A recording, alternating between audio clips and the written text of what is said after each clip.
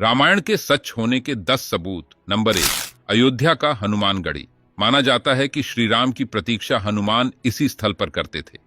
राम निवास अयोध्या में एक प्राचीन हनुमान मंदिर है जिसे हनुमानगढ़ी के नाम से जाना जाता है। कहा जाता है कि लंका विजय के बाद भगवान श्री राम ने हनुमान जी को यह जगह रहने को दिया था, जिसके कारण इसे हनुमान जी का घर भी कहा जाता है। मान्यता है कि श्री राम के दर्शन के पूर्व अयोध्या में श्री हनुमान जी के दर्शन हनुमानगढ़ी में करने से मनोकामना जल्दी पूरी होती है। रामायण में भी हनुमानगढ़ी का उल्लेख किया गया है। नंबर 2, हनुमान जी के विशाल पद चिन्ह। रावण द्वारा सीता हरण के बाद जब हनुमान जी माता सीता की खोज में श्रीलंका पहुंचने के लिए समुद्र को पार करने हेतु एक विशाल रूप धारण किए, तब उनके विशाल पद चिन्ह के छाप श्रीलंका के स्थल पर अंकित हो गए। यह अभी रामायण के साक्ष्य को दर्शाता है। नंबर 3, सांप के समान शिरानुमा गुफा। रामायण के अनुसार रावण द्वारा सीता का अपहरण करके श्रीलंका में सबसे पहले एक गुफा में रखा गया था। इस गुफा का शीश और इसके चारों ओर की नक्काशी कोबरा सांप की तरह दिखाई देता है। इसकी उपस्थिति भी रामायण के सबूत बताते हैं।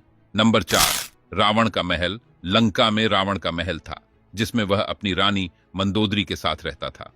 हनुमान जी ने अपने पूछ से रावण की इस विशाल सोने की लंका को जला दिया था, जिसके जले हुए अवशेष आज भी श्रीलंका में देखने को मिलती है। नंबर 5, अशोक वाटिका। रामायण ग्रंथ के अनुसार माता सीता को अपहरण के बाद जब माता ने लंका में जाने से मना कर दिया, तब रावण ने लंका की अशोक वाटिका में उन्हें रखा था।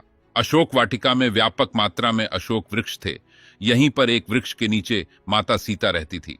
इस जगह को अब सीता एलिया नाम से जाना जाता है, जो वर्तमान में श्रीलंका में स्थित है।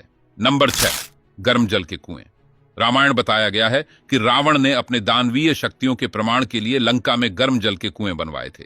इससे गर्म पानी निकलता है जो आज भी श्रीलंका में देखने को मिल जाएगी। नंबर 7, राम सेतु का निर्माण। भारत से श्रीलंका की ओर के लिए राम और उनकी सेना ने पत्थरों को समुद्र में फेंक राम सेतु का निर्माण किया था। इन राम सेतु पुल के सहायता से सभी वानर सेना लंका में प्रवेश कर पाए थे। कहा जाता है कि जिन पत्थरों से राम सेतु पुल बनाया गया था वह पत्थर आज भी समुद्र में तैरते हुए दिखाई देते हैं, जिसमें श्री राम का नाम लिखा हुआ है। नासा ने भी अपने एक शोध के बाद बताया है कि यह राम सेतु मानव द्वारा निर्मित है। नंबर 8, द्रोणागिरी पर्वत। रामायण के कथा में उल्लेख किया गया है कि लक्ष्मण और मेघनाथ के युद्ध में मेघनाथ के बाण से लक्ष्मण मूर्छित हो गए थे। उनका बचना लगभग असंभव माना जा रहा था। तब राजवैद्य सुरोण के उपाय के अनुसार द्रोणागिरी पर्वत से संजीवनी बूटी लाना था, किंतु हनुमान जी ने पूरा द्रोणागिरी पर्वत उठा ले आए, जिसमें से संजीवनी बूटी निकालकर लक्ष्मण के प्राण की रक्षा की गई। माना जाता है कि संजीवनी बूटी में इतनी शक्ति है कि वो मरने वाले व्यक्ति की प्राण को भी बचा सकता है। लक्ष्मण जी के ठीक होने के बाद हनुमान जी ने द्रोणागिरी पर्वत उसी स्थान पर रख दिया, जो आज भी उत्तराखंड के चमोली गांव में स्थित है। नंबर 9, लेपाक्षी मंदिर। सीता हरण के बाद रावण माता सीता को जिस मार्ग से लंका ले जा रहे थे, उस मार्ग पर राम भक्त जटायु ने रावण को रोकने के लिए युद्ध किया, लेकिन रावण ने जटायु के दोनों पौंख काट के उन्हें गंभीर रूप से घायल कर दिया, जिसके बाद वो घायल अवस्था में श्री राम के सामने गिरे और उनकी गोद में ही अपना शरीर त्याग दिया। जिस स्थल पर जटायु गिरे वहां लेपाक्षी मंदिर का निर्माण किया गया, जो आज भी आंध्र प्रदेश में देखा जा सकता है। नंबर 10, पंचवटी।